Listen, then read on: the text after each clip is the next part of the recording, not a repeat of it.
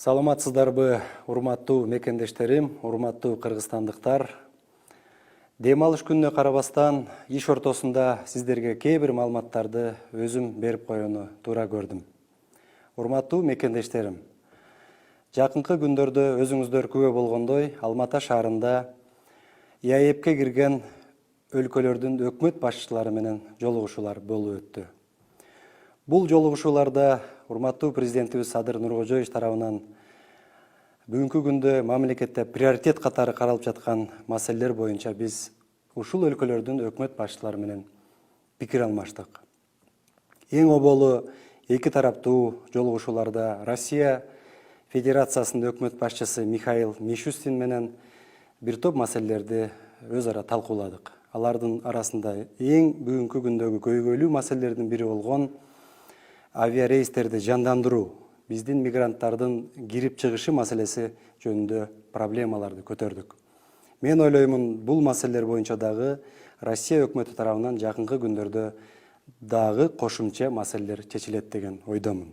Андан сырткары Россия өлкөсү менен дагы өзүңүздөр билесиздер, фискализация жаатында дагы буга чейин жардамдар күтүлүп жаткан, ушуларды дагы тездетүү боюнча иш чараларды өткөрүү боюнча биз сунуштарыбызды айттык.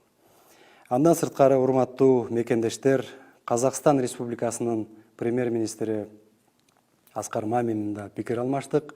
Өзүңүздөр билесиздер, эң жакын кошуна катары дагы, тууган эл катары дагы биз өзүбүздүн суранычтарды, өзүбүздүн коомчулукта көтөрүлүп аткан маселелерди ошол жерде койдук. Энергетика тармагында, чек ара маселелеринде ушул маселелерди көтөрүп, толук кандык жетишүүгө мен ойлоймун чечимдер жакын күндөрдө каралмакчы. Андан сырткары, албетте кошуна өлкө болгон Өзбекстандын премьер-министри Абдулла Арипов менен дагы жолуктук. Бул өлкөнүн премьер-министри менен дагы бир топ маселелерди чечүүгө бир пикирге келиштик десем мен жаңылышпаймын. Эң биринчиси, ушул өлкөбүздө мына жазгы талаа иштери башталганы турат. Ушул жерде жер семирткичтерди биздин өлкөгө көбүрөөк, ылдыйраак баада киргизүү боюнча биз пикир алмаштык. Бул боюнча менин көзүмчө эле урматтуу Абдулла Арипов мырза өзүнүн тиешелүү кызматкерлерине тапшырмасын берди. Андан сырткары, өзүңүздөр билесиздер, Кыргызстандын жарандары Өзбекстанга киргенде ПЦР тест тапшырып жатат бүгүнкү күндө.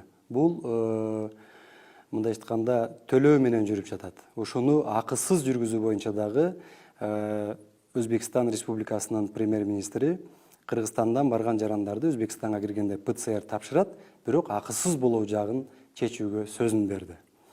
Андан сырткары, урматтуу мекендештер, ушул Алматы шаарында санариптештирүү, Digital Алматы боюнча ушул чоң жыйында биз өзүбүз үчүн абдан чоң бир маселелерди Кыргызстанга келечекте пайдасы тие тургандай тажрыйбаларды көрүп келдик. Негизинен Алматы шаарына болгон жыйынтык ушундай болду. Андан сырткары, урматтуу мекендештер, акыркы күндөрдө массалык маалымат каражаттарда, социалдык тармактарда көтөрүлүп жаткан Баткен областындагы маселе боюнча кыскача токтолуп кетейин. Бул жерде эң оболу мен өкмөт башчыга талапкер катары дагы, Кыргызстандын патриот жараны катары дагы бир маселени айтып коюу ниетим болгон. Муну ошол жерде жашаган Баткен облусунун Баткен районунун Аксай айылынын тургундары мен ойлойм абдан жакшы түшүнүп турат. Бул жерде сөз ошол Аксай айылындагы кайырма каналы, Аксай айылына кошуна, бул головной водозабордон 500-600 метр жогору турган кошуна өлкөгө тиешелүү кайырма каналы жөнүндө. Андан сырткары Ак суу дарыясы жөнүндө сөз болгон. Менин ниетим ушул болгон. Бирок тилекке каршы кээ бир күчтөр муну туура эмес жака бурганга аракет кылышы мүмкүн. Мен муну толук түшүнөмүн. Менин оюмча ушул маселени биз келечекте биздин өлкөнүн кызыкчылыгына чечиле тургандай мыйзамдын чегинде чечүүбүз зарыл. Ал эми, урматтуу мекендештер, Баткен боюнча мен токтоло кетсем, Баткен областында мен өзүм иштеп келгенмин. Баткендин эли абдан күчүрмөн, сабырдуу, чек арада жашап, ушул өздөрү керек болсо чеп болуп чек араны бүгүнкү күндө коргоп келүүдө. Мен бул үчүн өзүнчө ыраазычылык билдиремин. Ошондуктан урматтуу мекендештер, өзгөчө мен мына Баткен облусунда жашап аткан элдерге ыраазычылык билдирип, Төрткүл суу сактагычы, анын головной боюнча дагы бизде азыр өзгөчө бир ой пикирибиз бар. Жакынкы күндөрдө Төрткүл суу сактагычын, ошондой эле анын головноюн стратегиялык объекттерге киргизүү боюнча азыр иш башталды. Муну биз урматтуу президентибизге коопсуздук кеңешинин катчылыгына жакын күндөрдө биз сунуштайбыз.